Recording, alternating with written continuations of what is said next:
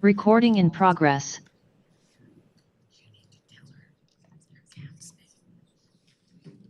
Oh, she already asked me. I said, who told you? I didn't tell her, but now you tell her. Oh.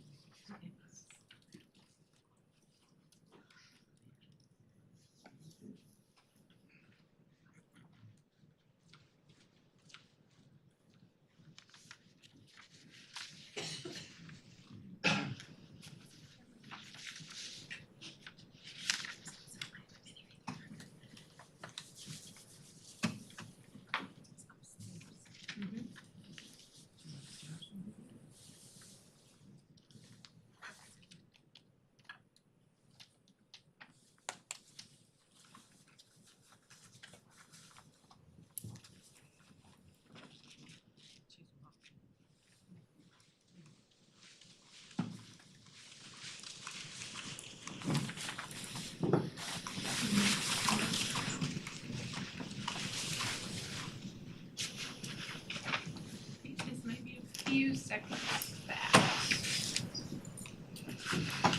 Good evening. I will now call the Auburn study session meeting for February 10th, 2025 to order.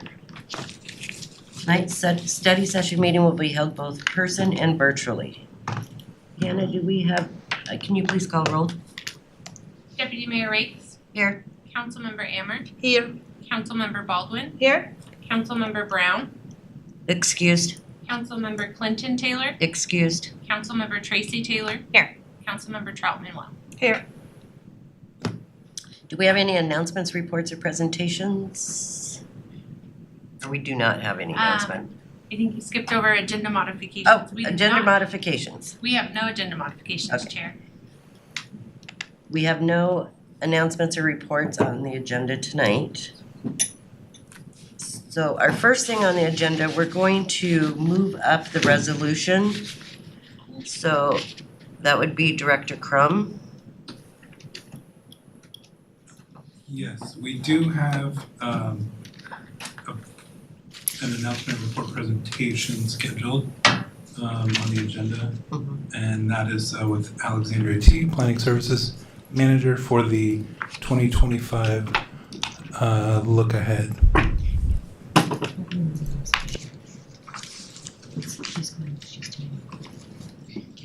All right, good evening, council. Did I mess something up? Okay, good. My name is Alexandria Teague. I'm the Planning Services Manager in the Department of Community Development. I'm here to provide a look ahead of the community development, more specifically Planning Services team's anticipated work program for 2025. Well, 2024, see me over this, it was a busy year and a heavy lift getting the comprehensive plan and associated regulations complete. This year, we're focused on wrapping up a few items that we've been working on since the past couple of years, and we have a whole host of new items to be completed. Most of these items will require Planning Commission recommendation in council adoption, so I'd like to give you a brief orientation to each. All right. So the first is, let me start with some code that's necessitated under RCW 3521-683, which is House Bill 1220. We use the acronym STEP Housing, it stands for Supportive Transition, Emergency, and Permanent Housing. Definitions of, for these types of housing, except transitional housing, because it's included in the supportive housing definition, were included in the latest zoning code update associated with the comprehensive plan.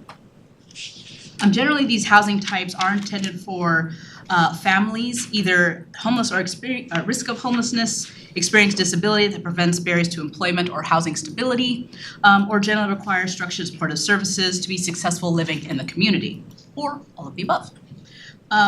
Per this House Bill 1220, the city cannot prohibit permanent supportive housing in any zone which residential dwelling units or hotels are allowed. Same with traditional housing, and we cannot prohibit indoor emergency shelters or indoor emergency housing in any zone in which hotels are allowed. So staff anticipates that the proposed implementation will be revising our residential, commercial, industrial use tables to comply with state requirements and develop reasonable standards related to occupancy, spacing, and intensity of use. And briefly, I'd like to note that per the King Countywide Planning Policy, there is a goal, a number of step housing units that the city needs to accommodate by 2044. In this very busy table, under the column PSH, that number is 892. Right. Moving on to other codes necessitated under the statutes, it is RCW 3601-290, hosting the homeless by religious organizations. The state recently set standards and limitations on local jurisdictions' regulation of religious organizations' ability to host the homeless on property owned or controlled by a religious organization. Staff anticipates that implementation will include creating supplemental standards relating to religious organizations hosting homeless encampments. Moving on to something completely different is battery energy storage systems, or BESS. Battery energy storage systems, they are batteries that can provide reliable backup or storage of electricity generated on site, or from a grid connection to single-family homes, offices, commercial facilities, things of the like. They do range in size from small battery pack to, say, charge an electric vehicle to a grid substation. The picture I have here shown is a grid-type substation. These are newer in technology, of course, than diesel generators or traditional PSC substations, so we don't really have specific code to regulate these type of facilities. They can be most closely related to utility or substations, but again, we don't have specific regulations for these types of facilities. Relatively recently, I'd say within the past couple of years, King County and Sumner adopted regulations regarding BESS, and more jurisdictions are likely to follow. So staff anticipates that implementation will include creating supplemental standards to regulate BESS type facilities. Okay. I'm going over just a high level of each of these different topics. So next is the State Environmental Policy Act, or SEPA. Briefly, it was enacted in 1971 and developed to recognize and evaluate environmental or public health needs and impacts of construction, regulations, policies, and private projects. Today, SEPA is often duplicative because state laws and city rules over the past years have required local jurisdictions to enact their own regulations focused on environmental protection and process. WAC 19711 gives local jurisdiction an option to adopt new thresholds for SEPA exemptions for minor new construction, in which should help streamline the permitting process by allowing certain projects to be built without triggering a SEPA review. Remember, SEPA is not an approval, it is a process and analysis. Preliminary staff proposes that implementation include raising the exemption threshold levels to the maximum that is allowed for fully planning GMA counties and cities within fully planning GMA counties.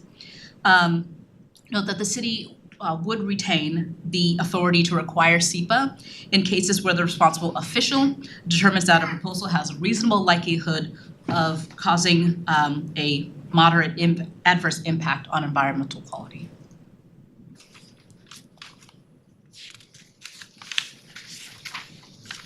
Moving on to our critical areas regulations.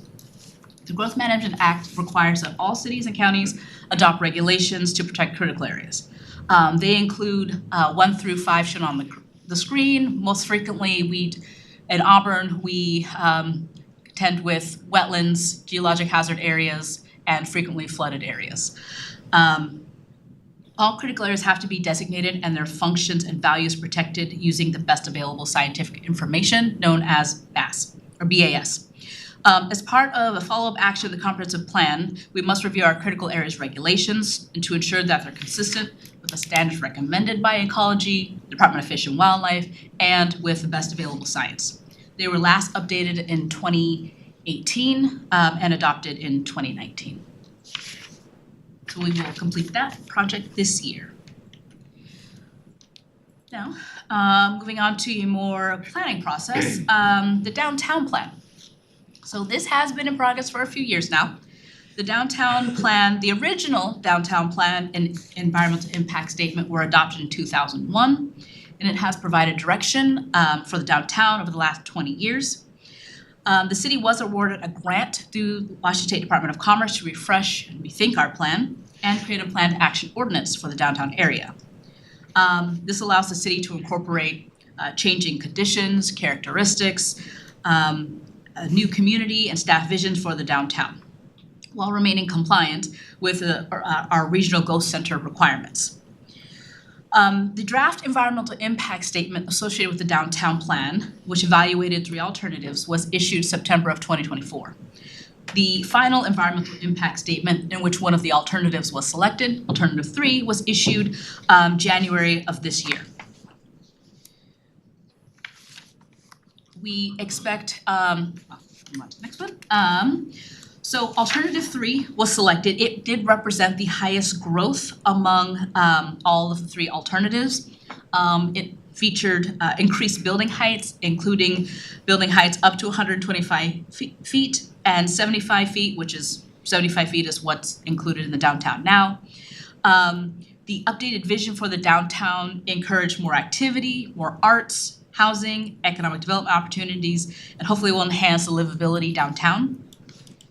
The next steps in the plan approval process, working towards that June 2025 deadline, is to just submit the plan to the Department of Commerce and Puget Sound Regional Council for review and analysis of our plan, then to Planning Commission for review and recommendation, and then to City Council for review and adoption. A follow-on project for the design standards will include updating the downtown zoning standards and the downtown specific architectural and site design standards. And I'll get into the design standards in slides. Okay. So one of our projects this year will be updating our design standards for both mixed-use, multifamily project, as well as our downtown-specific design standards. Our design standards are architectural and site design. They focus on the aesthetic, the scale, the architectural features and design of a building and the site within the context of the built environment as well as the natural environment. You've heard of things like pedestrian scale. It includes aspects like ground level details and futures. It's walking down a street with large windows and shops versus blank facades. It's that feeling when you walk down a really cool street. That's what we aspire to achieve with our design standards. And the design standard document is important because it outlines the requirements so that there's no mystery for development or for staff about what is required. Our mixed use and multifamily design standards were last updated in, we're last updated in 2010. In addition to the design standard document, we will also need to update our design standards in code, the process outlined in code to adjust for middle housing.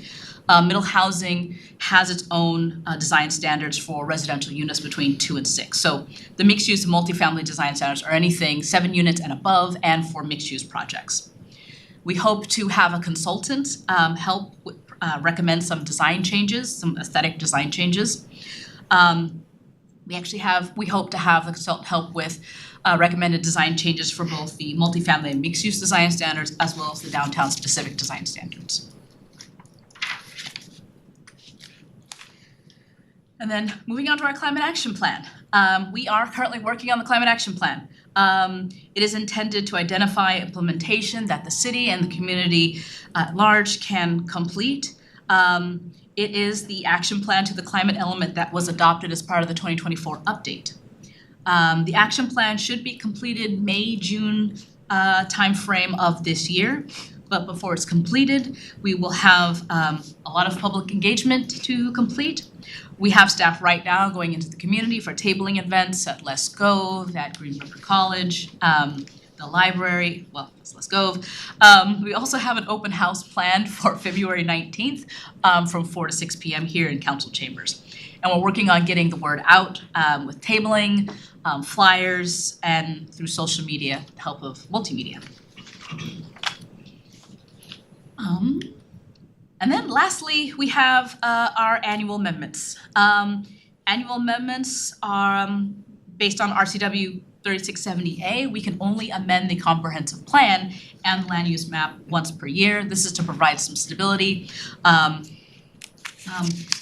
Each year, the city, we analyze what policies and what code associated with the policy needs to be updated. Typically, the annual amendments include the school facility plans and any impact fees necessary. We also we accept and process private amendments.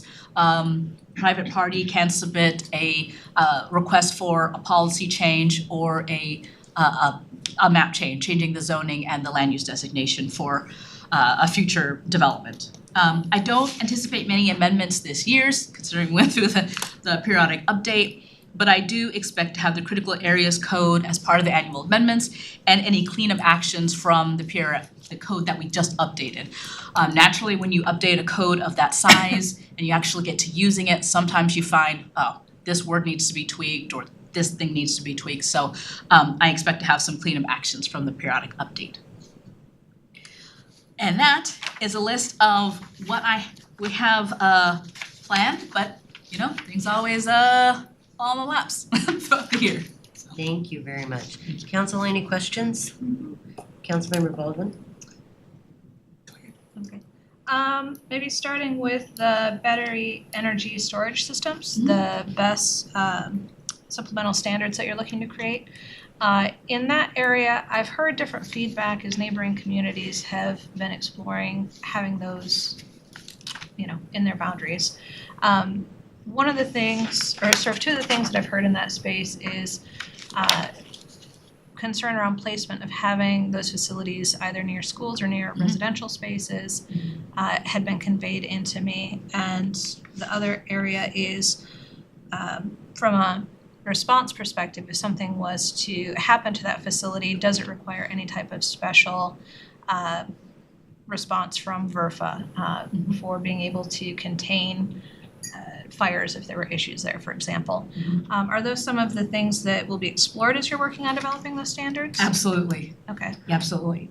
We will work with Valley Ridge Fire Authority, our building official.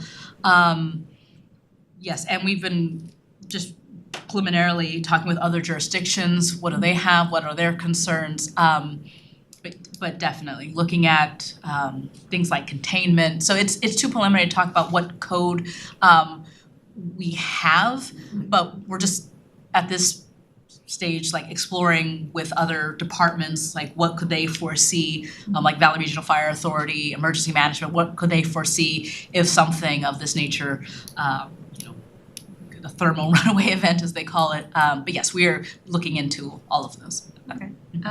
Follow on to that? That's all right. Councilmember Trout Manuel had a question. She can follow up. Okay, Councilmember Baldwin. For this one, for those standards, will there be any, if the public wanted to comment or provide input or ask questions, should they go through your department or should they attend Planning Commission, or where should they submit that? I'd say all of the above. I mean, if they'd like to provide comment into to planning services, they can do that. We do have a project permit in now for this type of facility. It's in the applicant's court. We returned comments, and when we issued the notice of application, we received comments. So yeah, if the public wants to provide comments, there will be formal opportunities for comments, of course, through the SEPA process, through the Planning Commission process. But if anyone would just like to submit a comment to the Planning Services team, yeah, it's fine. Okay, thank you.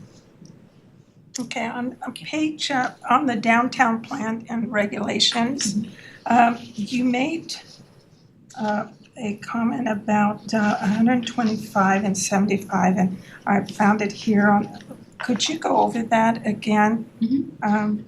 what exactly you meant by those numbers? So in the downtown plan, we're proposing districts, and the purpose of the districts is to recognize that not all of the downtown is uniform. We have some areas that are more industrial, that's the M1, some that are more residential, and some that are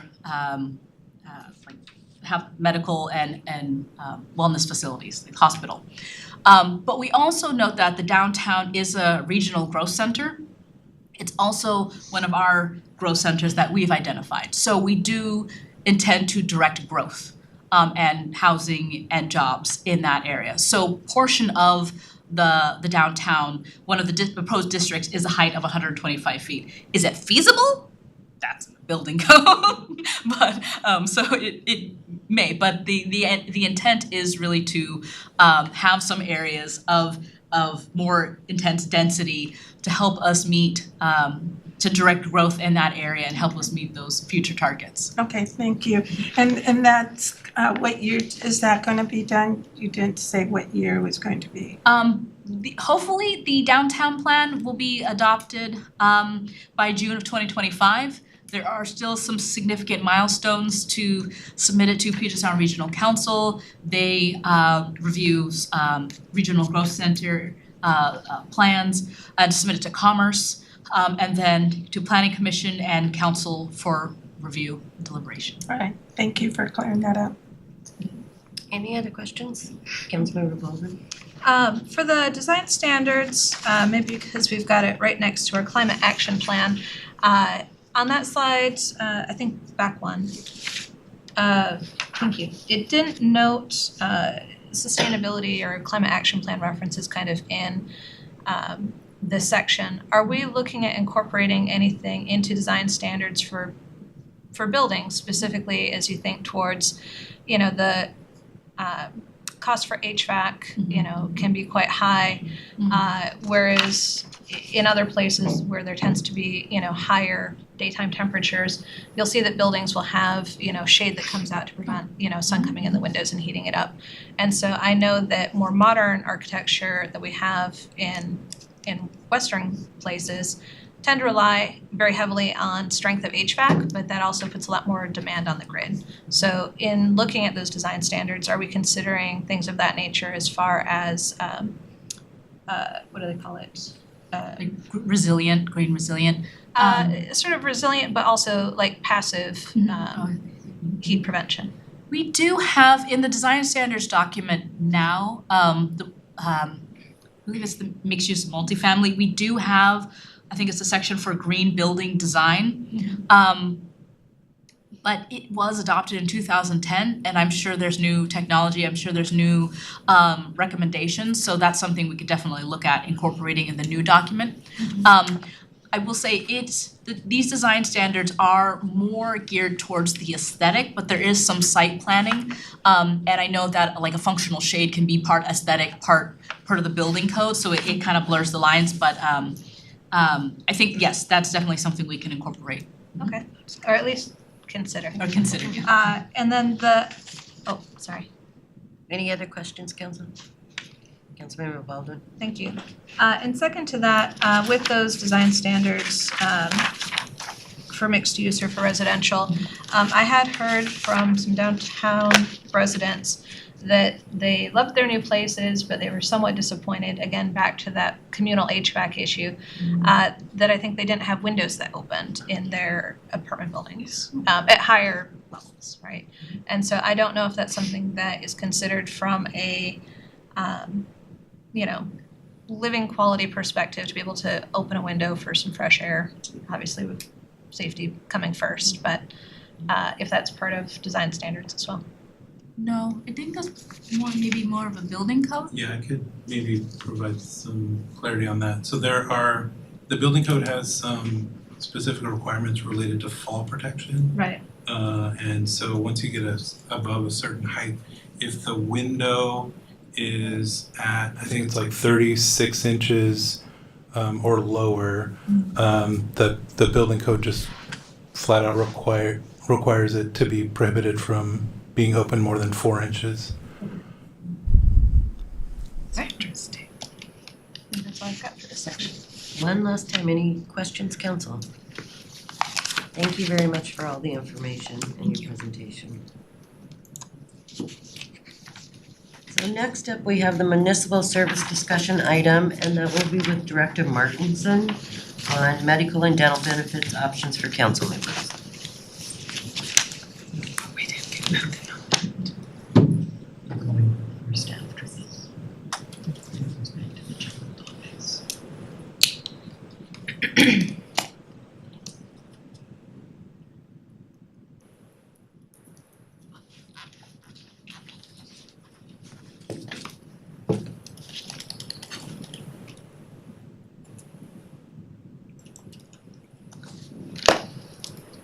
Good evening, Mayor, Deputy Mayor, and Council members. Candace Martinson, Director of HR and Risk Management. And I have some handouts to share with you that I was going to review, so is it okay if I pass those around?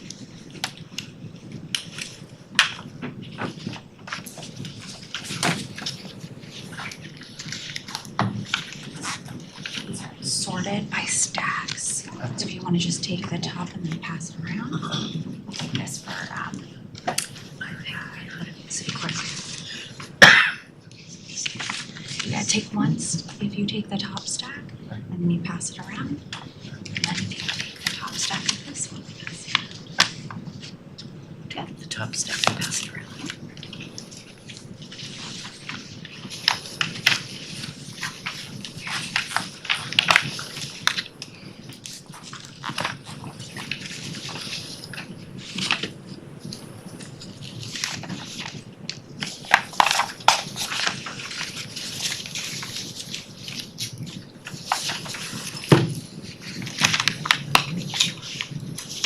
There's extras.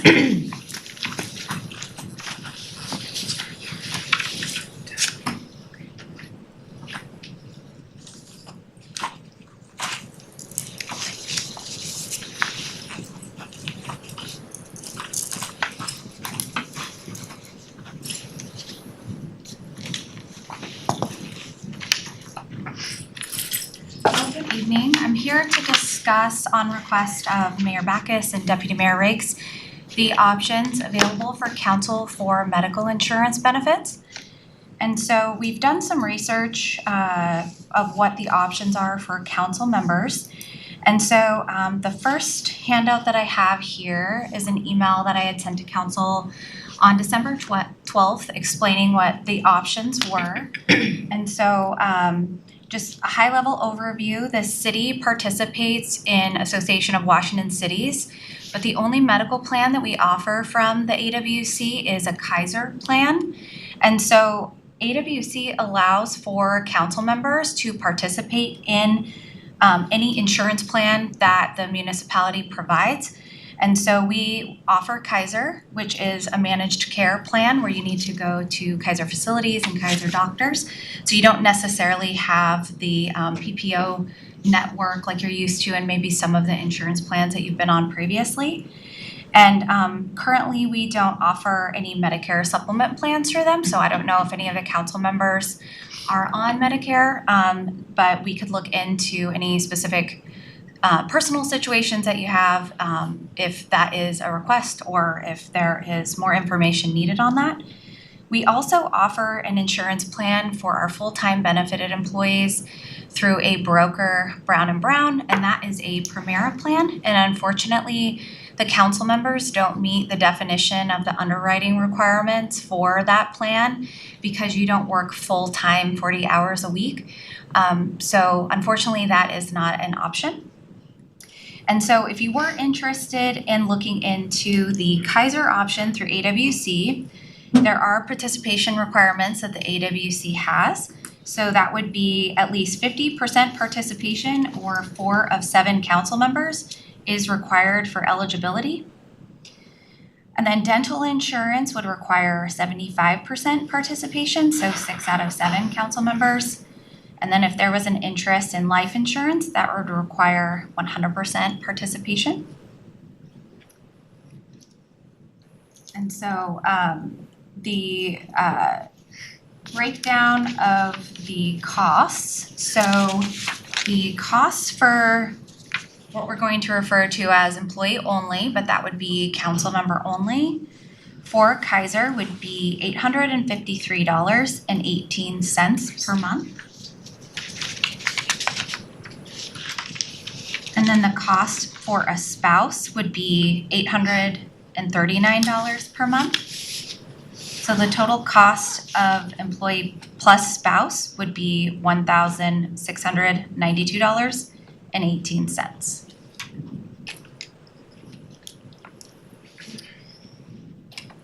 For dental, the employee or council member only cost would be $53.82. The spouse cost would be $48.38.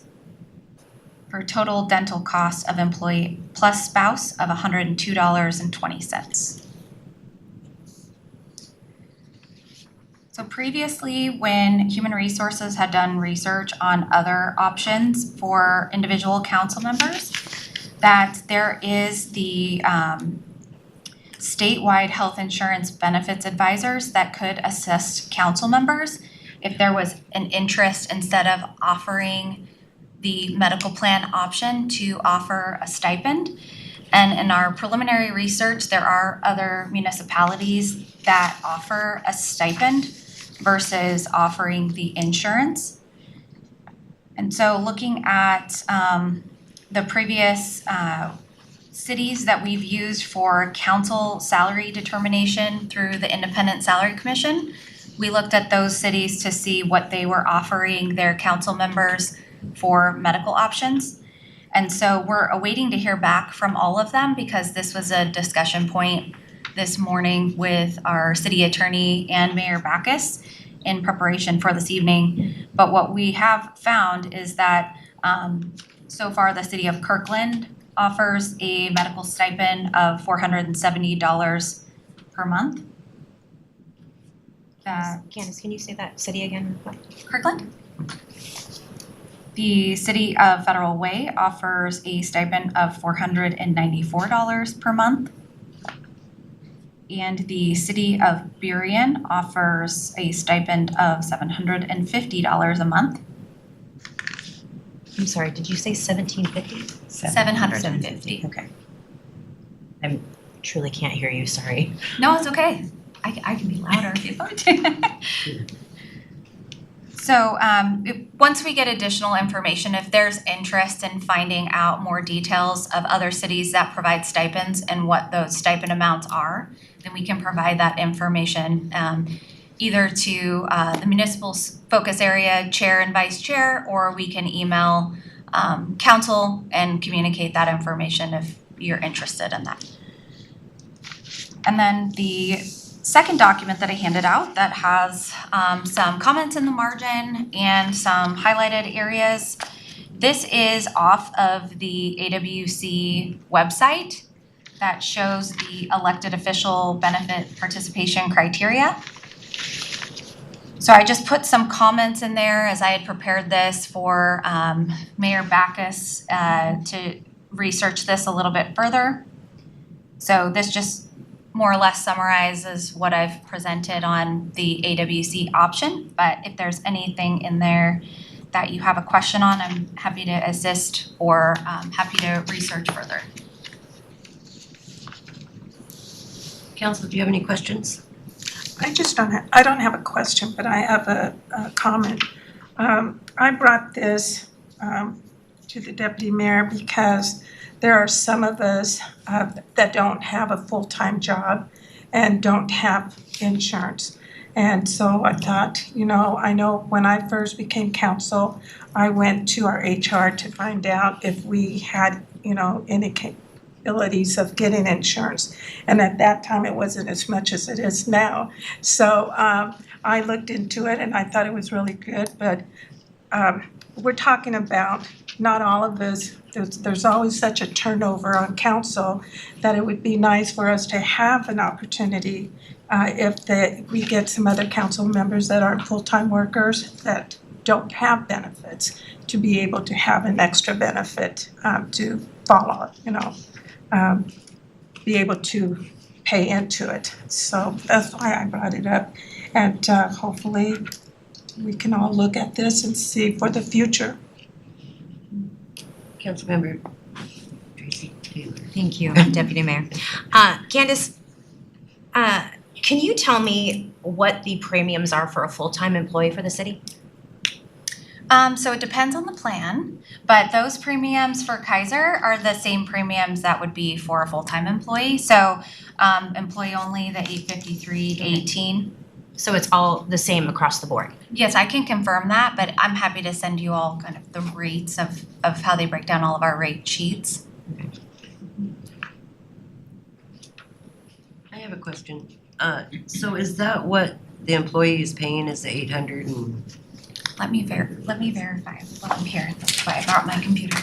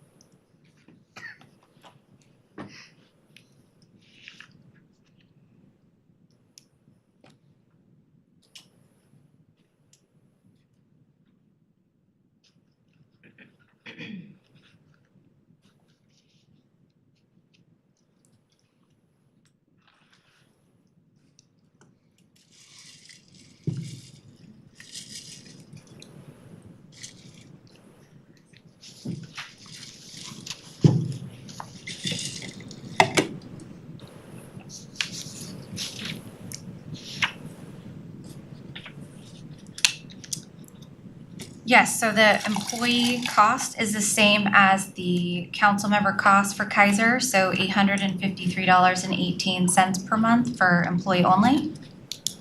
And then the $839 per month for a spouse.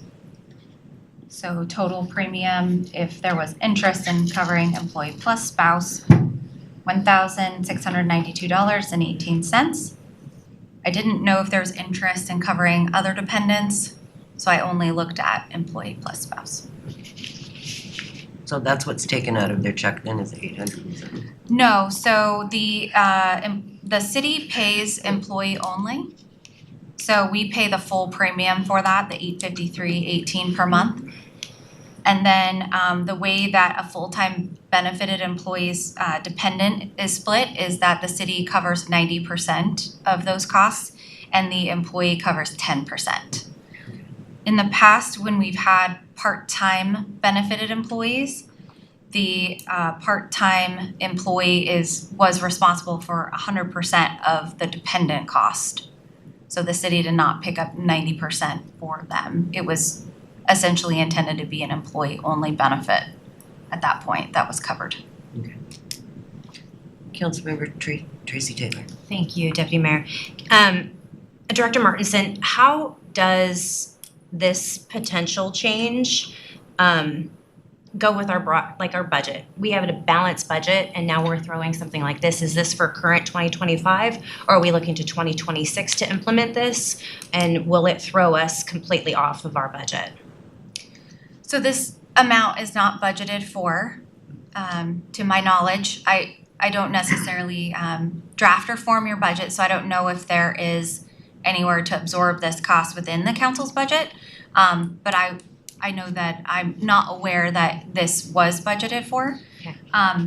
It's my understanding in the discussion today with our city attorney and Mayor Backus and some further research with, I don't know if legal is prepared to discuss that, but I think there are some implications on whether it is medical coverage that is not considered additional compensation versus if it were a stipend, it's additional compensation within a term.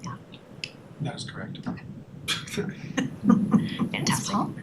Councilmember Baldwin.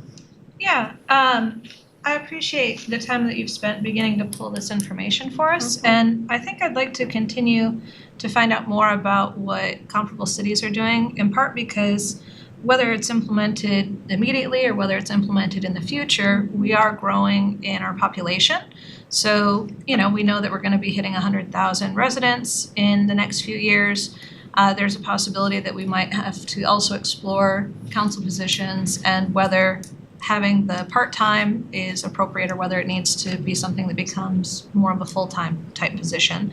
Because ultimately, we want to make sure that what we have for council members, not just today, but more specifically in the future, is not prohibiting people from participating in serving the community or serving on council because they don't have coverage or because they can't, participate. I would hate to have council be limited only to people who can, afford to run or are retired. That limits the amount of people who could potentially be in these seats and work on behalf of their community. So from an exploration standpoint, I would agree that I'd like to get more of an idea of what other cities are doing. I'd also like to find out maybe some more detail related to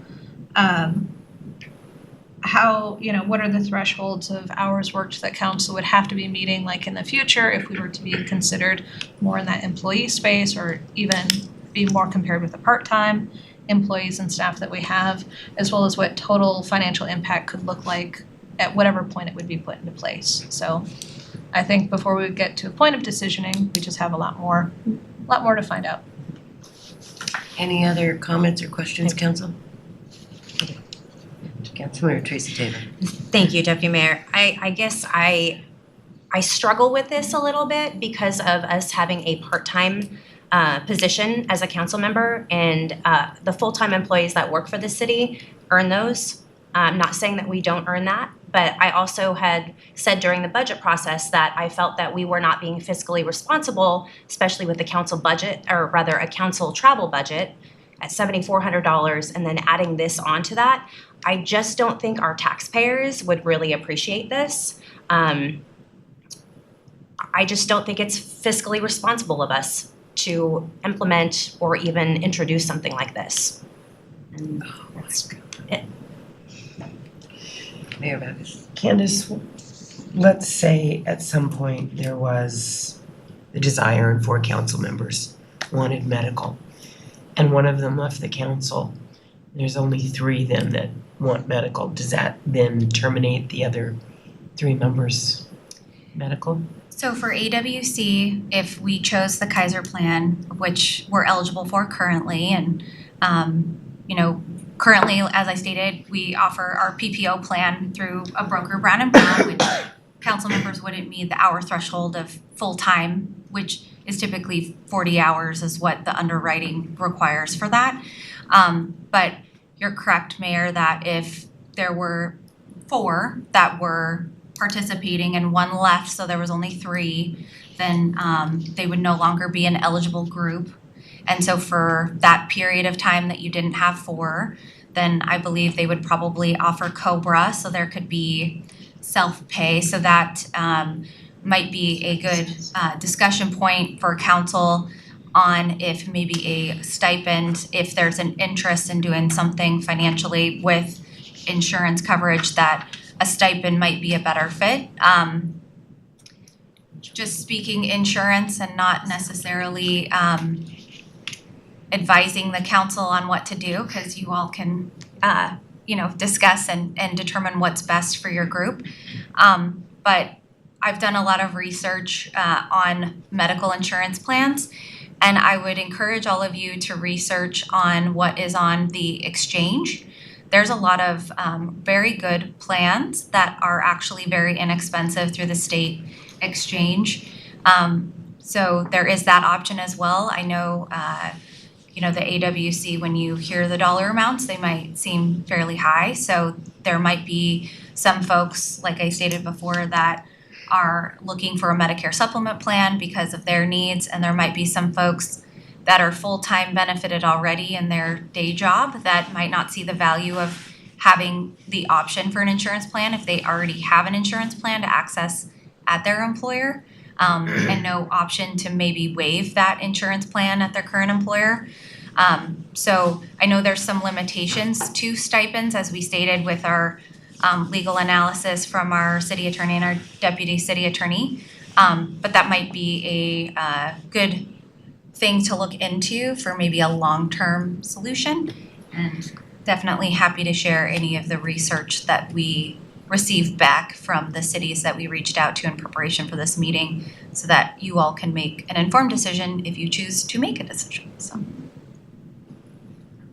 Councilmember Hand. So thank you for all the work and the data you collected. I think maybe we can look to it, but not now, not this year, because our budget limit, that means we already agreed to hire 10 officers. If we decided to jump in this year, that means we hire 9. So maybe in future we will have it this year in 2026 as an option. But personally, correct, I work, but even double insurance will work so well with anybody, but with our limit budget, personally, I think this year we should keep doing the research. Councilmember Baldwin. Yeah, was just gonna reiterate one more time that choosing to go forward with additional research and data doesn't mean that we're going to take a vote on it this year, but it gives us an understanding so we can do future forward planning as appropriate. So, how much more, or how many additional cities are you waiting to get feedback from?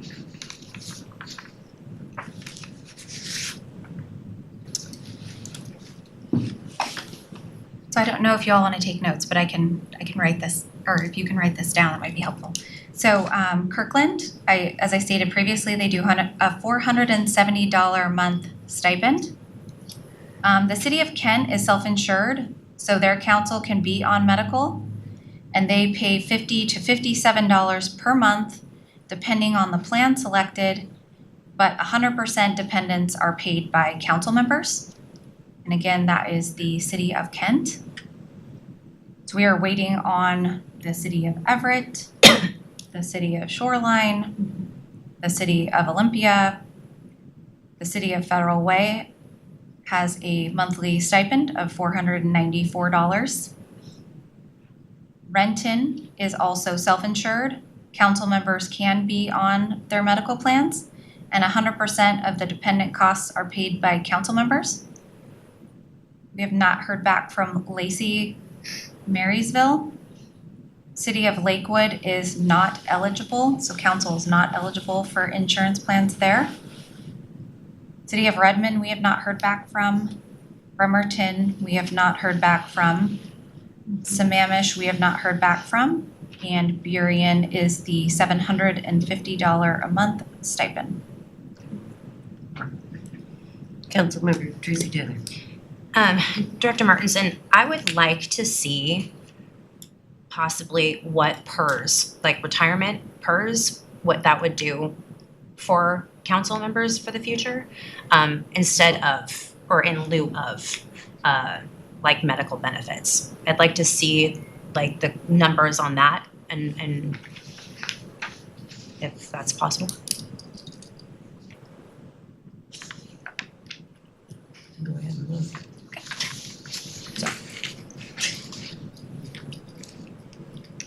It's a quarter per unit. So it takes 4 years. Councilmember Baldwin. Yeah, I'd also like some information for how other cities have managed when they've gone from part-time council to full-time council. If that's something that's coming in, 8 years, 10 years, 12 years, what that typically looks like from a organizational standpoint, from a budgeting standpoint.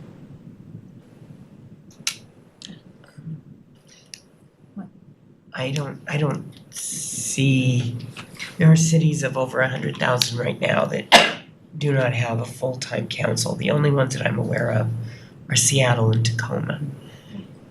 Those are the two in the state that I'm aware of that are full-time. Not sure about Everett, I don't think they are full-time either. But Kent is 120,000 or almost 150,000. Bellevue has 150,000 population and they are not full-time. So there really isn't a lot at this point that would point to a full-time council requirement or necessity. Councilmember Baldwin. Could we reach out to AWC and find out from them? Go ahead and do that.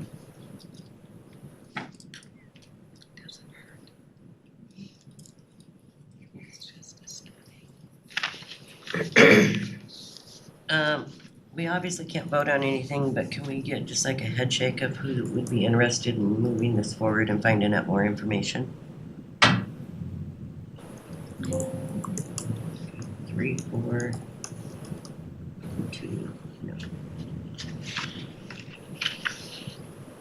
We still have 2 more council members. So maybe we could find out the information and then bring it back again? Okay, Or so you could, just to in confirm, municipal, we can. so all of the cities that I mentioned that we hadn't heard back from yet, I can send you that information. Okay. Is that acceptable to send via email? Yeah. Okay. And then the PERS council participation contribution research. And then the AWC, which municipalities have full-time council members? Yes. So Jamie just gave it to me, so I can tell you which ones from full-time. If I can find Thank you, Jamie. Yakima, Vancouver, Tacoma, Bellevue, Pasco, Kennewick, and Seattle. Councilmember Bolden? Yeah, because what I'm interested in is what are the criteria that would tip a city into that shift or into that change? So it's not presuming that it has to be at a certain population threshold, but I'm sure there are certain things that fall into the consideration. And so that's why I would think either AWC or the municipal research group might be able to give some additional information so we can know, again, long-term forward planning, what those types of criteria would be, and so we can be aware when we might hit those going forward, whether it's sooner or later.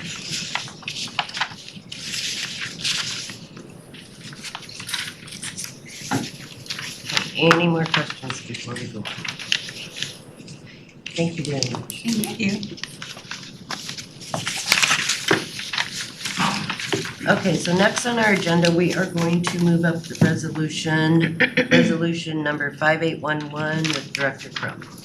Yes, thank you, Deputy Mayor. We are excited tonight to share with the council next steps for the Stuck River Road, Mount Rainier Vista sub-area plan.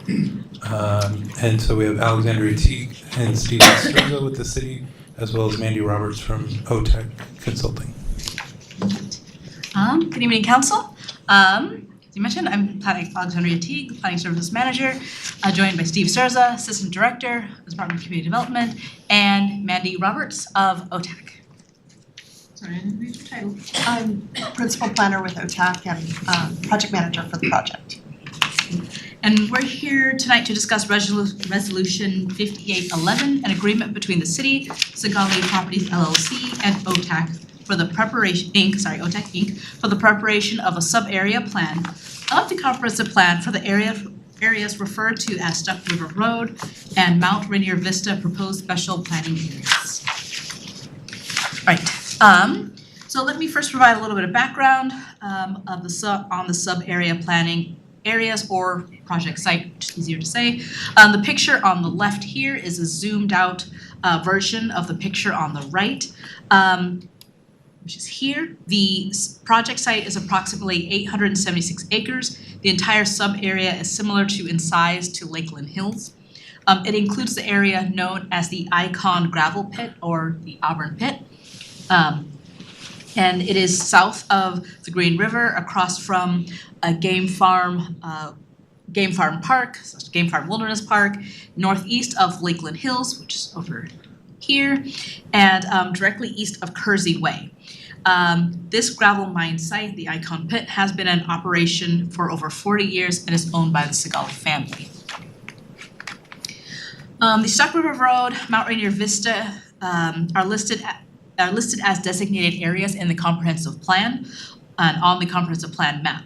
They have been special planning areas for many years. Actually, in the 1995 plan, I even saw reference to Stuck River in the 1968 plan.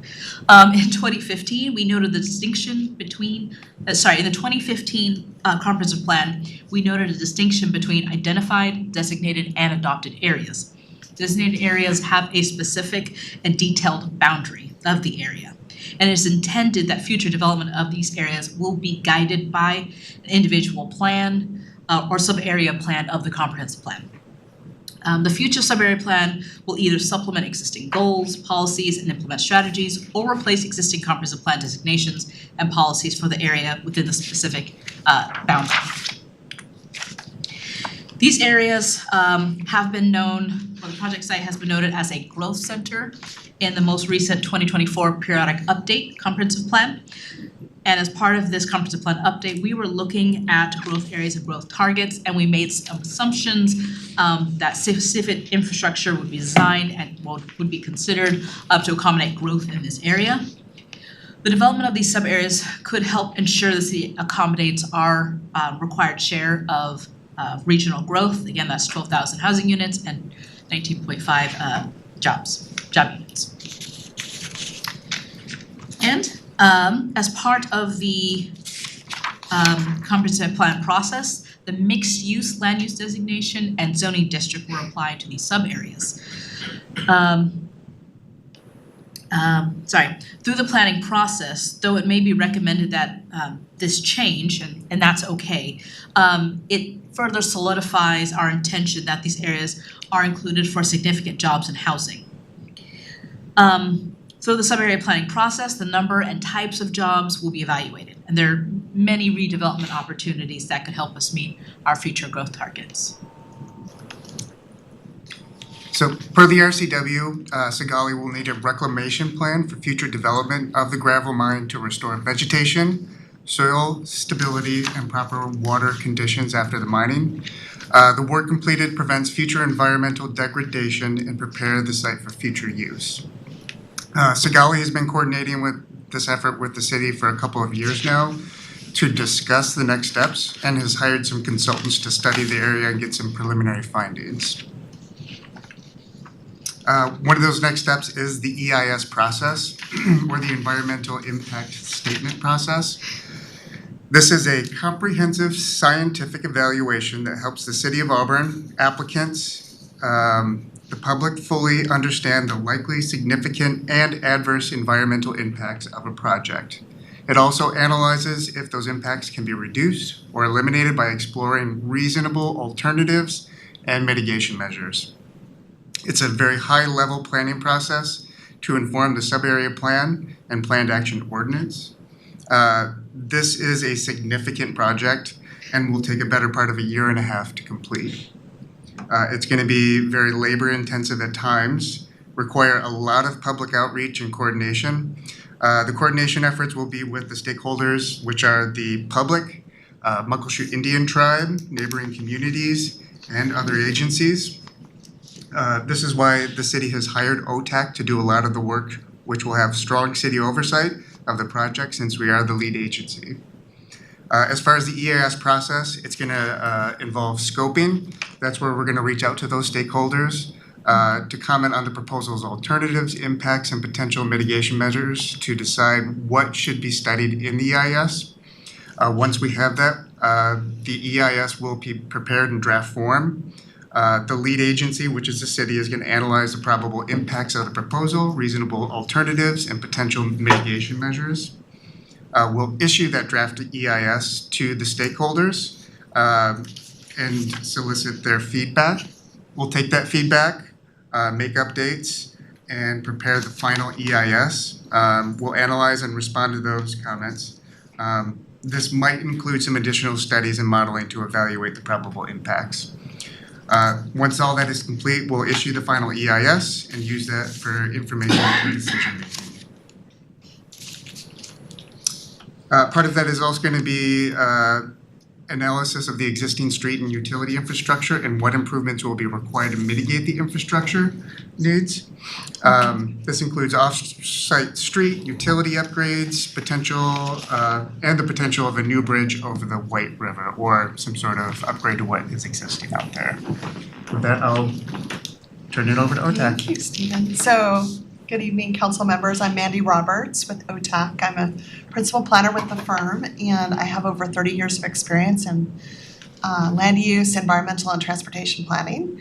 So I'm going to just quickly go through, we have about 10 minutes, a little bit about our team and our approach to the project, some of our background, just to help familiarize yourselves with our firm. So talk about our team, our approach, planning for the sub-area, our process and timeline, some ideas for engagement, which will be really important for the project, and we will stand for questions after that. So because this is a large area with a lot of complexity to it, we do have a full team assembled to support all of the technical work.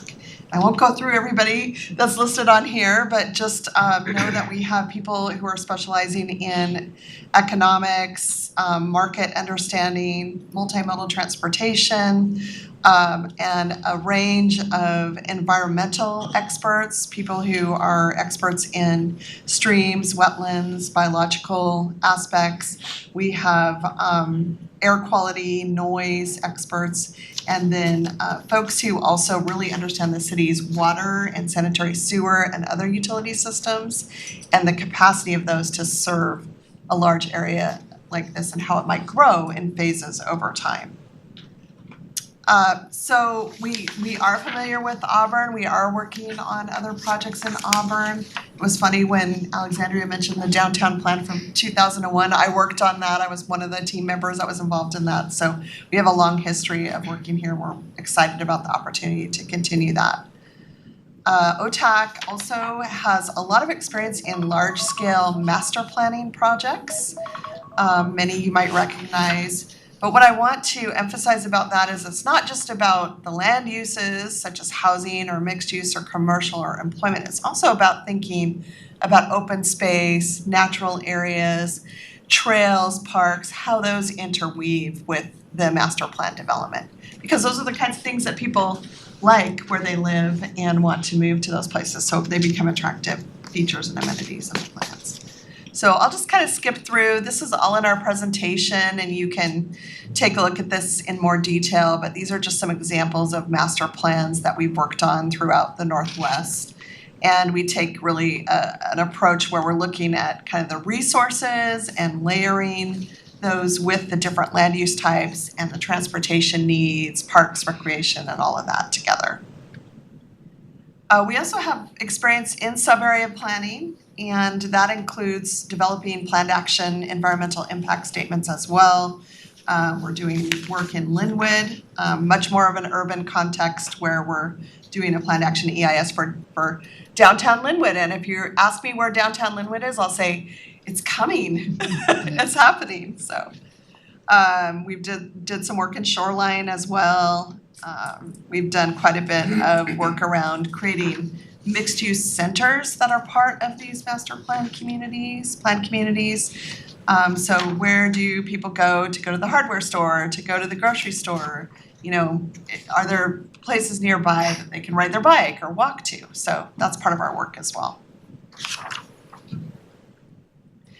We've also worked on mines, gravel pits, so that comes in handy. Sagali will be doing a reclamation plan, as Stephen mentioned, and it's good for us to understand that, what goes into that, the slopes that will be remediated and left so that we can develop the master plan around that. A lot of experience in housing, and I know that was recently looked at as part of your comprehensive plan. We will want to look at, as this area grows over time, what are the housing needs there? How will different income levels be served in that area? And how are we complying with the State Growth Management Act and state requirements around housing that have been adopted in recent years?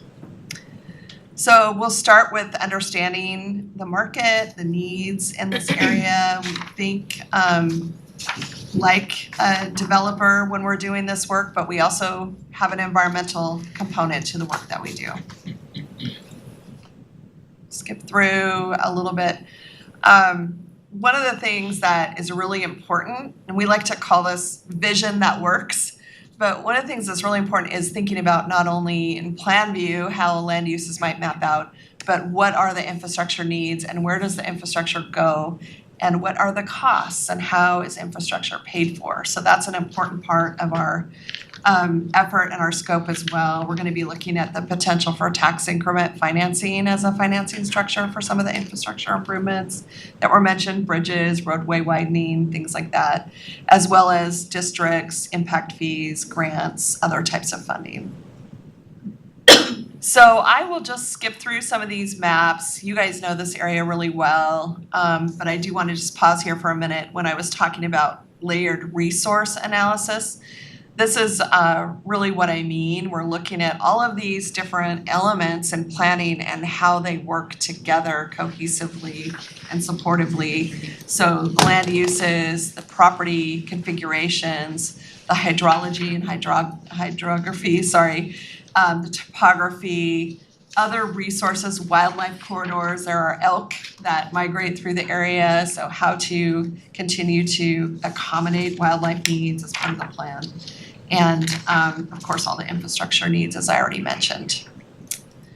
So I'm gonna skip through these, but the point behind these maps, and some of them are a little bit outdated based on new zoning that was recently adopted, it's just that there's a lot of data out there that we're building upon and working with as part of our team. So we'll be taking a real deep dive into all of that. So we do have a very detailed schedule at this point. We anticipate that the work will go through mid-2026, and it will include 5 major stages of work. So the project discovery phase, which is really understanding the existing resources and the work that's been done to date. Reviewing background and existing conditions is task 2. Then the layered resource analysis and alternatives development and analysis, and then going through the planned action process, the EIS process. So we'll do a draft subarea plan and a planned action EIS that are companion documents that go out for public review and stakeholder review, and then we will finalize those.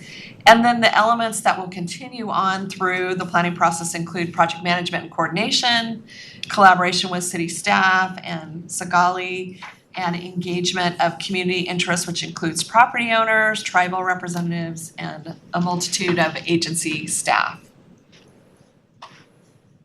This is just another way to kind of show our process in 5 easy steps. So feel free to look at that in more detail.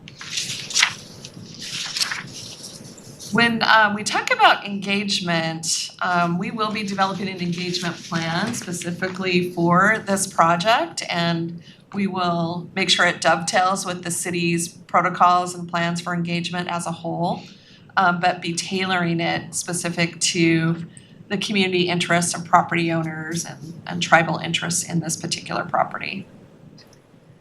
We work a lot in engagement. It happens to be an area of specialty of my own. And that includes working with different diverse interests and groups, but also interfacing with Planning Commission and gathering input from council, following the appropriate protocols and doing that. So we'll really tailor our plan to fit the community and make sure that we have a diversity of activities and outreach opportunities, meaningful opportunities for people to have input all along the way. Okay, I think that covers it, so we can stand for questions now. Thank you. Any questions, Councilmember Tracy Taylor? Thank you, Deputy Mayor. I appreciate the presentation a lot. I know how important this project is, and I'm excited to see that grow. I guess my question lies in the fact that the residents of Hidden Valley are very protective of their space. Are we going to work with them step by step, slowly, hearing their feedback and whatnot when we continue on with this project? That is our intent. Would you like me to go ahead and answer that, Alexandria? Yeah, so when I had that arrow going all the way through with engagement, the intent is to have engagement at key milestones of our process to really gather input, but also to inform people about the process and what we're doing and answer questions as we go along. Councilmember Baldwin. Yeah, so one question I have, and this is probably more for staff, and if you don't have an answer, you can come back to me. When we're looking at this study, right? Earlier in the session tonight, we had talked about our critical areas, right? Such as areas near aquifers, and so this is near Coal Creek Springs. Do we see the work of updating the standards for our critical areas being completed ahead of the assessment phase of that within this project? So from a dependency standpoint. I'm protective of our good water we have. The answer is I'm not sure. Our intent is to have development regulations or critical areas completed by the end of this year. So, and I know the study will Overlap. Yeah, overlap. I'll say that our when it comes to bodies of water and streams, our code is pretty strict. Ecology's regulations are pretty strict. It could mean that with an update, the buffers do become larger. I don't anticipate that, but it's always possible. It could be. I just haven't had a chance to look at the checklist.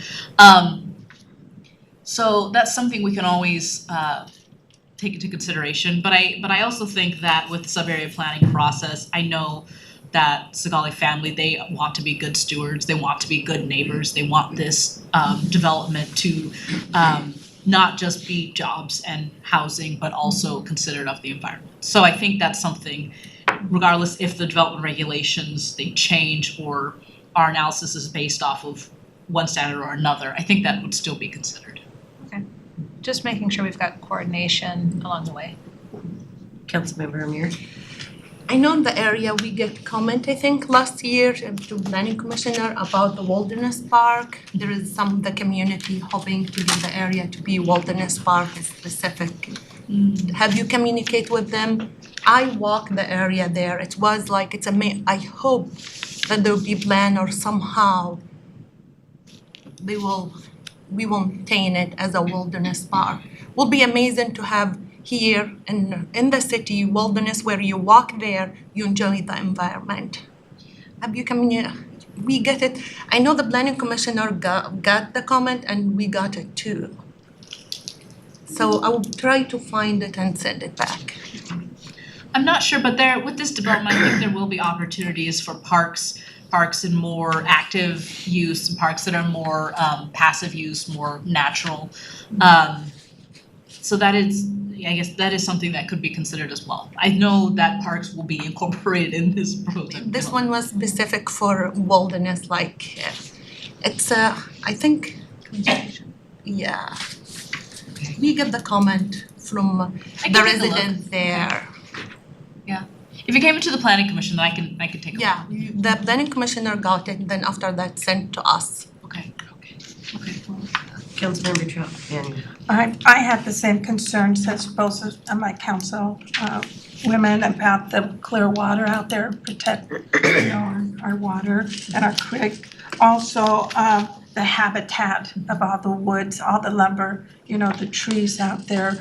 I did the tour as well, and just knowing the elk, the deer, all the wild animals out there, and the birds, the birds that they have counted out there, and I could just see that being preserved for our generation, our future generation. Our kids could also use it. The schools could take the kids as a tour out there, and I hope they really take consideration of some of that, preserving those trees out there for a sanctuary for our future kids and the people that live up there also, that they could go on trails, have trails out there and walk and bicycling or whatever. It would be really nice to see that be preserved.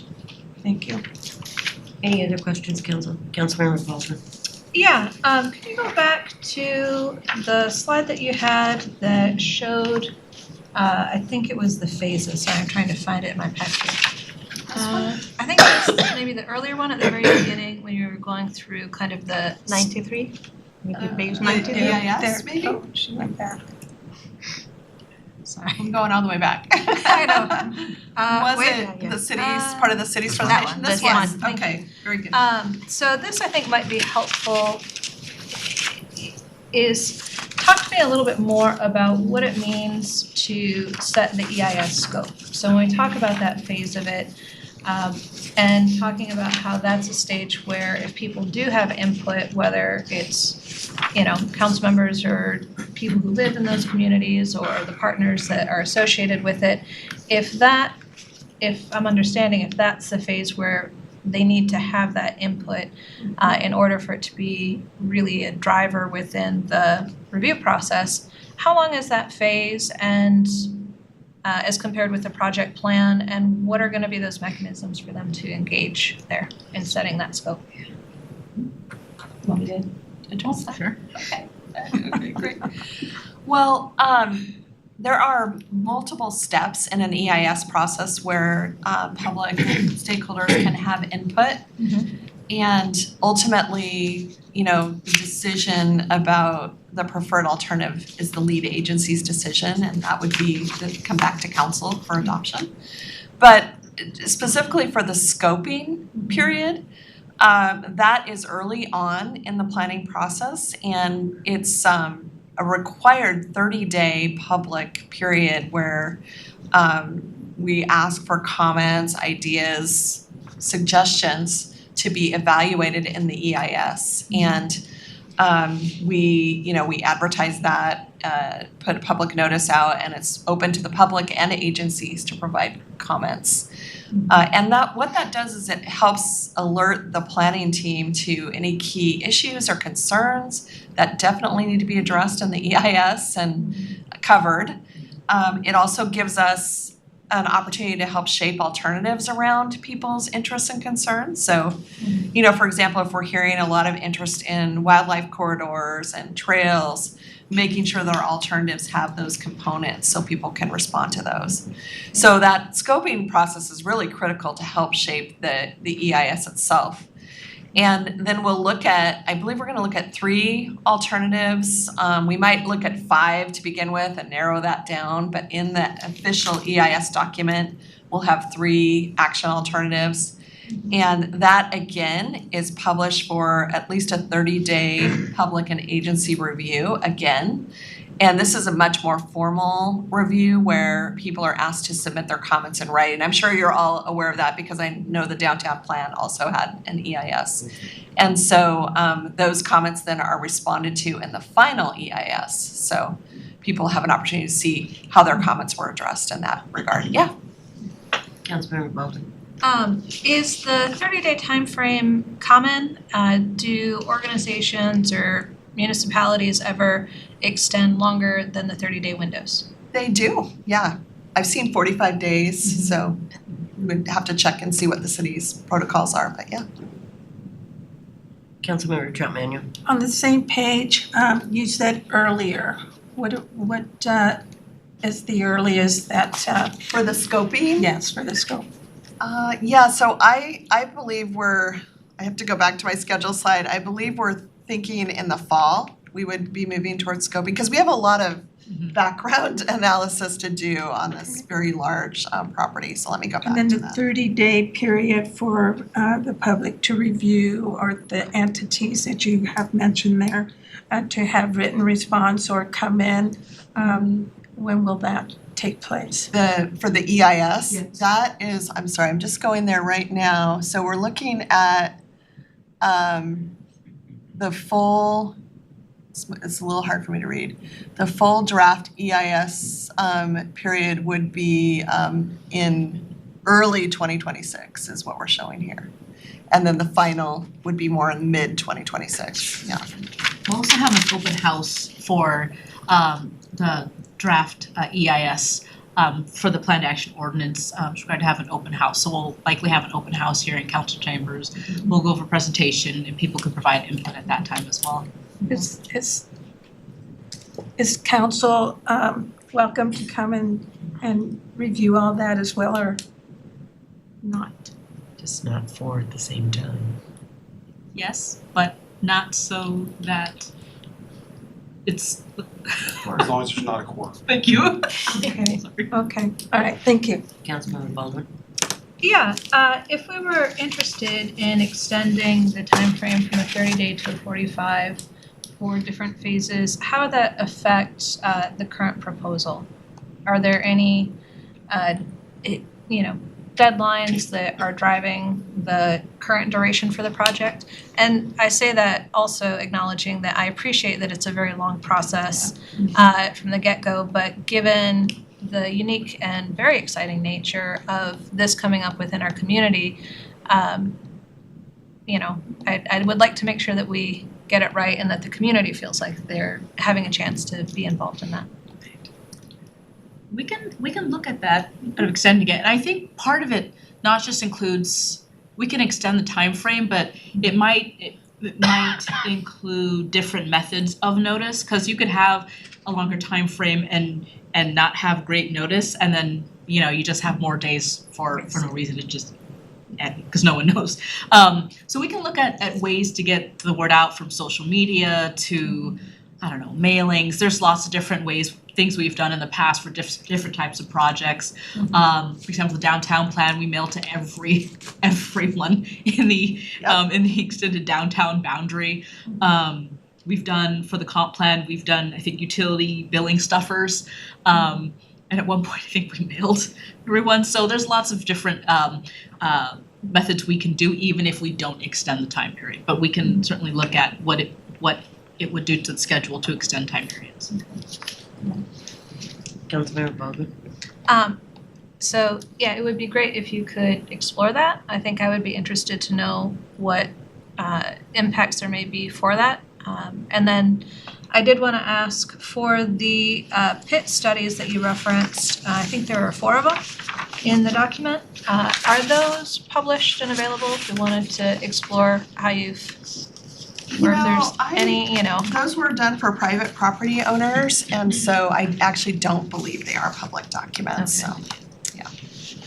But again, a lot of the work around the pit and remediation is going to be studied and proposed by the Sagali team, and so we'll just be working with what their remediation plan is that they give to us, so, yeah. Any other questions, council? This one? Sorry. I just, Councilmember Troutman Manuel. talking about the road, what's the study being done right now and the width, and are there gonna be sidewalks out there as well, and how far is this all gonna go to? Yeah, so we are, one of our subconsultants is Transpo, very well-known and respected multimodal transportation planning and analysis firm. And they will be looking at access to and from the area and what those needs are, various roadways. We're gonna look at a bridge crossing potential, a new bridge potentially to carry more traffic to and from the area. But they will also look internally at the site, at what the street network should be there. And definitely multimodal which is required by state law, by the way, but looking at not only sidewalks, but bike facilities and trails and paths as part of the network, yeah. Councilmember Troutman Manuel. So is there another an exit on that property to go to 164, or is there any plans on going to 164 from there? Or is it? I think we're still studying that, so it's a little early to ask that in a few months. All right, thank you. Thank you. Yeah. Any more questions, council? Councilmember Baldwin. I loved that you included some of the samples of work that you guys have been doing in other communities. So, at least the renderings look really, they look great, honestly. Of those, if you were to suggest we council members or community members wanted to go on a road trip to check them out, which one would you send us to first? Thank you, that's a good question. I don't know if you wanna go down to Oregon, but we've done some really great planned communities down there, and so I could put together a list and maybe take a train ride down. Yeah, I mean, we've done a lot of sub-area plans in the Puget Sound region as well. Mm-hmm. But I don't think of those as completely comparable because they're, a lot of them are in very urban areas or around light rail stations. So they have their own series of complexities, but yeah. Would you say the Issaquah one would be most comparable from the samples? Yeah, I think Issaquah, we've done quite a bit of work over the years on Issaquah. We worked on Issaquah Highlands. I'm trying to remember the plateau, Sammamish Plateau projects that we've worked on, but those are older. And so they were developed when there were different standards. So I would just feel free to go take a look, but I would also keep in mind that, you know, they may not have sidewalks on every street, but now we want to make sure we do, so, yeah. Any other questions, council? Thank you guys so much for your presentation and all the information. You're welcome. Okay, council, next on the agenda is going to be ordinance number 6963. Am I in here? 6963 with Director Thomas. She's kind of up here for a few. Good evening, Deputy Mayor, Mayor and Council. I will give you an overview of Ordinance 6963, which is amending our B&O tax code and our administrative code. We have a series of amendments that we're proposing to various sections of our tax code. And we're separating them down, we're lumping them into types, like what sections of the actual tax code that we're amending. So this ordinance 6963 amends, proposes one change to the actual B&O tax code itself, and then 4 changes to the B&O tax administrative code. And this is really just a lot of cleaning up, adding clarity, but I'll go kind of give a quick overview on the changes that we're proposing. The first one to the actual B&O code. Were you intending to be sharing or? No, I've got the redlined version. It's a lot of, it's just the redlined version is attached. I also have in the background summary, I've outlined it there as well. But the changes to the B&O tax code is to remove the language on the tax credit associated with the BIA. And the reason we're removing that is because it's not really a credit available to businesses to take. So it's an assessment that we quit assessing back in 2021 or in 2022 when the actual B&O tax went into place. So we had originally put it into the code to just really highlight that we will no longer be having the BIA assessment any longer, but it's not really a credit available. Those businesses that were subject to the assessment are not being billed for it any longer, so there's no reason to even have it in the tax code.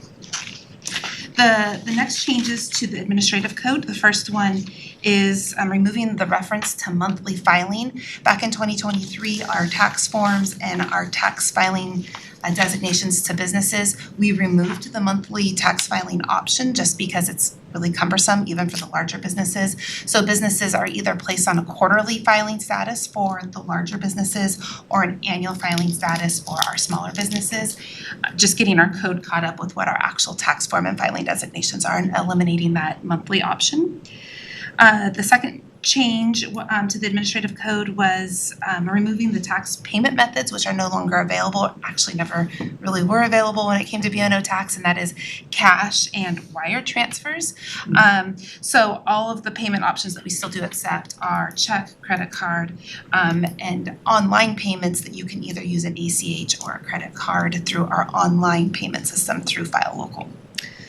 The next change was amending the language that requires records to be retained by businesses from 5 years to 10 years. And again, this is just getting in alignment with other portions of our code that do require that 10-year look, that require the 10-year look back.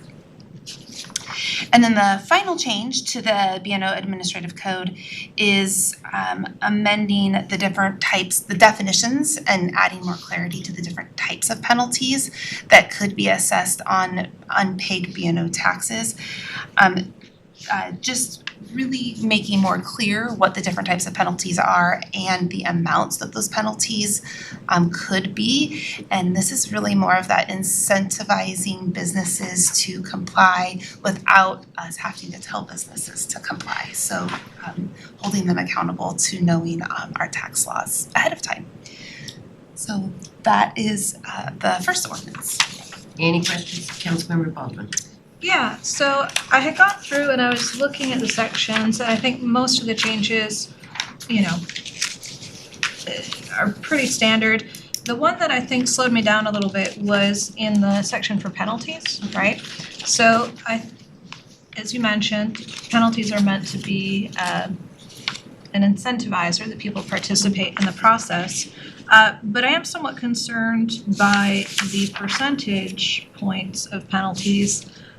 So it looks like first assessment would be a 9%, then a 19%, and then a 29%, which are substantial, especially depending on what amount it is that was missed in their taxation. So I'm not against penalties, but I am a little bit concerned about that percentage. So where did we derive those numbers from? RCW 8232090. So in the past, we just didn't call out the actual percentages, but it is in alignment to the RCW. Mm-hmm. And it's the same percentages we've been assessing and we've been charging. Okay. It's just outlined here, making it more clear which penalties apply to which penalties actually. So and this is one of those we may assess penalties, so it really has a lot to do with good faith, communication, whether or not the business is trying to comply. So it's just that's the little bit of leverage there. It's not one of those you must pay and you will pay. It is work with us, be transparent, and work in good faith, and we will do the same. Okay. Councilmember Baldwin? And I did see that section that covered the good faith or good cause, and I think the good faith efforts. In this section, it did typically highlight that it was a discretion of the director. So one of the things I wanted to ask about is, did we incorporate anything from, I think you do a great job, but just future-proofing checks and balances. So if there was someone who wanted to appeal a judgment of the director and, for whatever reason down the road, say it's, different director in the future who's maybe not as eager to work with the taxpayers and get them into compliance, right? What mechanism do we have for a person to appeal? And that ties into the section that we have later on in today's session related to appeal procedures. So is that an option that we could incorporate as part of the modifications? Yeah, it is already incorporated in our existing code. And so what the process is, as we're trying to collect information from taxpayers, and if they haven't paid and they haven't been compliant, we, with the best information that we have available at the time, because a lot of times we don't have the information, so a lot of it is providing a calculation to our best estimate, and what the finance department does, and we work in connection with the city attorney's office, we'll provide a tax assessment. And usually, even before we get to the tax assessment, there's a lot of back and forth with the business owner, giving information or not giving information, giving them chances to give information. At a certain point, an assessment is issued. And then that usually gets them to contact us again. More back and forth takes place. There's usually some negotiation. There's some understanding, clarification of what the actual business model is and what is taxable, what's not taxable. If they are still not happy with the finance department's final decision on what the final tax assessment should be, then that's when they can make their formal appeal to a hearing examiner, and that's when the city would take their case and then the business would take their case to the hearing examiner for a judgment. Okay. Is that a different section? I, off the top of my head, I don't know exactly the section. It's in the administrative code, the appeals process. So it's in chapter 3.54, which is the administrative code. The only portion of the code that you see redlined is just the sections that have redlined. So the entire code, it's in that entire code. Councilmember Bowden? Could you provide that post-meeting Yeah, I can provide a link to our RCW or to our the code. appeal? Yeah, perfect. Thank you. Any other questions on that? Councilmember Bowden? Just one, and maybe this is for the elder millennials in the crowd. The section changing from a mailing submission of the notices to be either ordinary mail and or electronically submitted. And that it's the responsibility of the taxpayer to provide in writing updates to mailing and or email addresses. You know, I have a terribly old circa 1997 email address that I will still occasionally get stuff sent to. And I would really hope that the world would just send it to my actual house address if it's something like an assessment or something, you know, related to fines or penalties or things, so that it could be handled, you know, with haste. Do we really do a and or are we a and? It's whatever contact information that the taxpayer provides us. Okay. So whatever the most current, best available information that the taxpayer has provided us with, that is how we contact. Would we ever do only email and not mail, or would we send it both if we had both? We should be sending a hard copy in the mail as well, but we can double check that. Thank you. Any other questions, council? Just very quickly, it's under Auburn City Code 3.54.170 is the appeal process.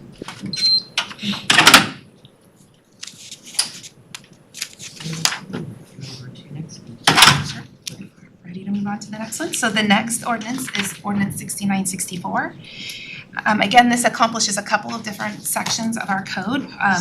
The first is the solid waste garbage utility tax. So it's related to utility taxes and solid waste. We're proposing one change to that. And then the second piece is the administrative code related to all of our utility taxes. And that's really to get all of our utility tax administrative code provisions in alignment with the administrative code provisions that I just proposed for the B&O tax.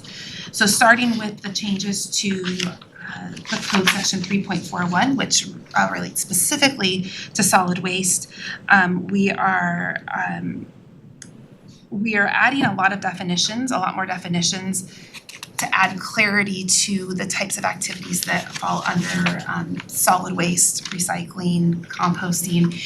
When this tax code first went into place in 1986, the industry was a little more simple, not dumb, simple, but just there wasn't as much technology and really environmental considerations and businesses operating. So these definitions really take into consideration a lot of the growth of the industry, a lot of changes in the industry over the last 40 years. Mm-hmm. And that's why we're adding those definitions for greater clarity.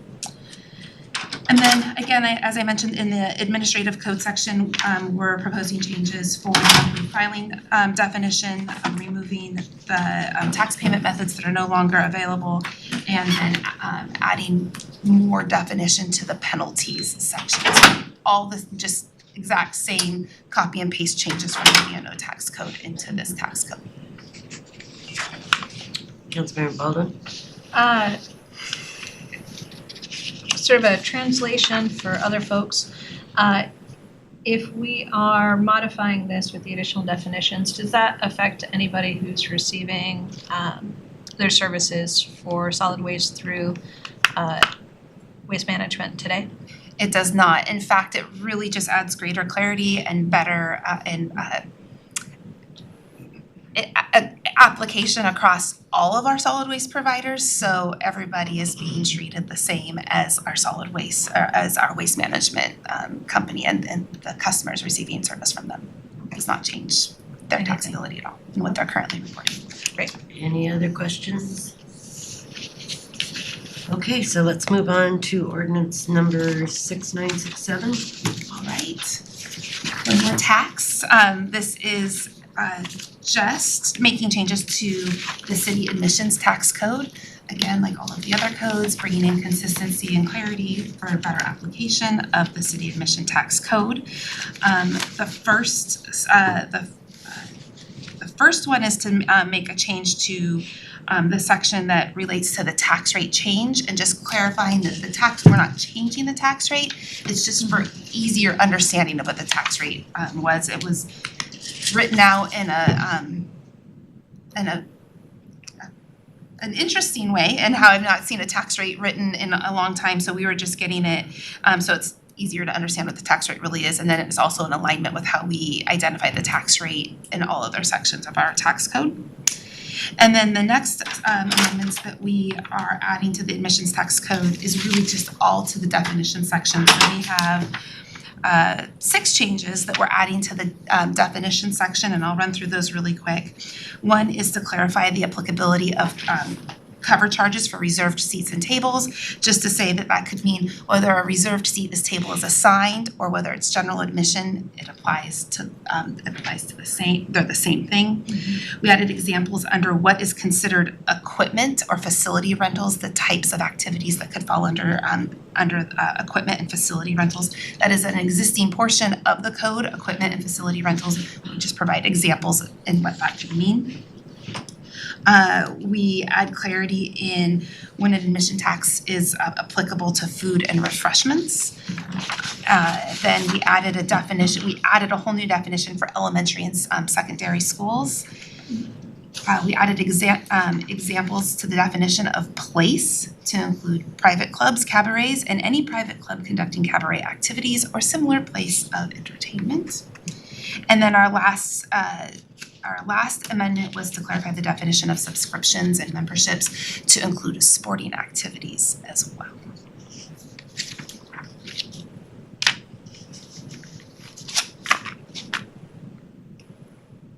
Deputy Mayor, were there any questions? Any questions, Council? Councilmember Baldwin.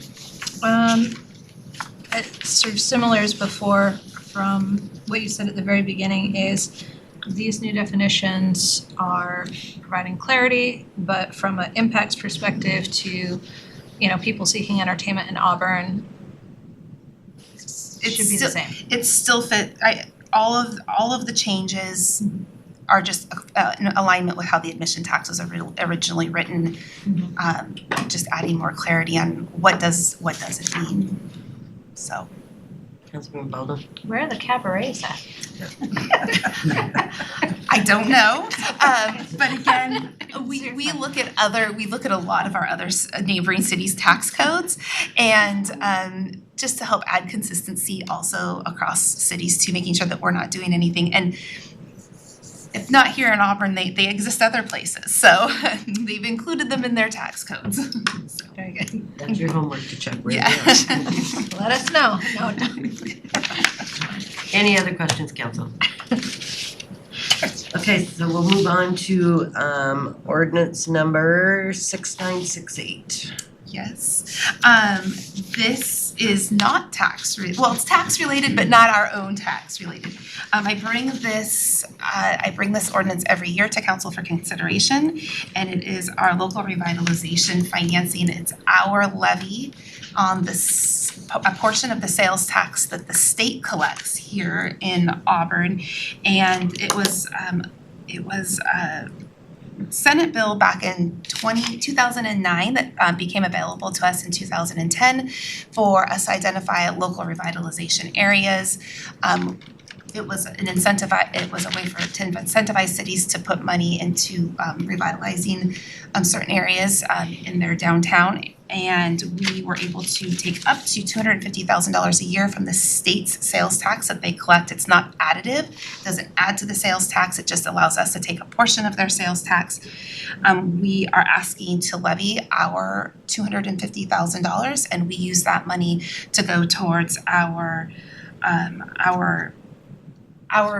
principal and interest payments on outstanding bonds that we have on the promenade project that we did back in 2010 in the city.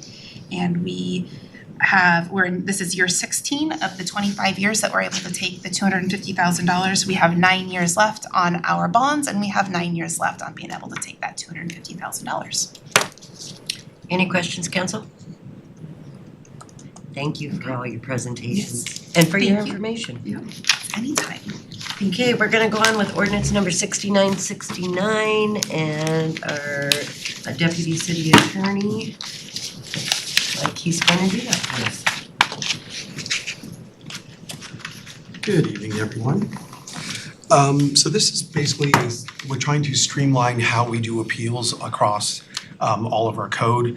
Right now, some go directly to appeal at the hearing examiner, others go to the council that acts in a quasi-judicial capacity to make a determination, and we just want to streamline it. One of the reasons for this is that when someone is aggrieved by or disagrees with a local action, they're looking for a neutral arbiter to make the decision. And if we sent it to council, there was a question as to whether or not you can truly sit as a neutral arbiter because you are kind of on the city's side, you know? So we're just removing that. It's a very complicated process if you have to sit as a quasi-judicial group, very complicated, and so we're just asking to streamline the process for all appeals.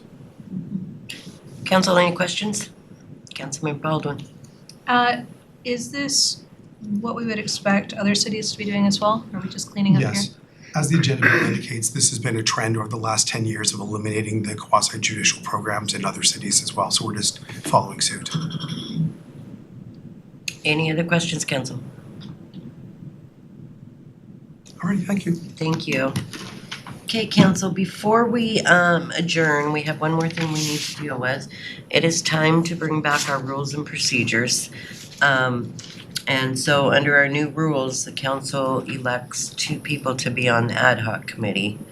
And so I think the way I will start out was, is there anybody that wants to be on there?